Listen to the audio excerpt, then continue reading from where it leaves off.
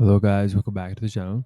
So, today we'll be talking about how you can get the order tracking on your Shopify order. So, once you have an order and you're ready with the quick start guide and all that, you have to click on track a shipment.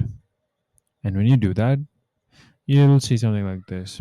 So, this is basically adding your Shopify orders details to get the tracking number on AfterShip.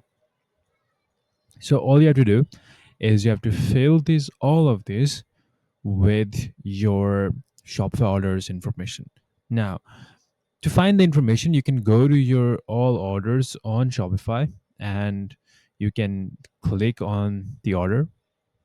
When you click on one of your order, if there is any order, you will find all of the information that is required. Now, after you've put all of the information, you can just save shipment. When you save the shipment, you'll see something like this coming up, and it will tell you about all of the details of about the shipment, when it's coming, if it's in transit, and what's going to happen, what's the update.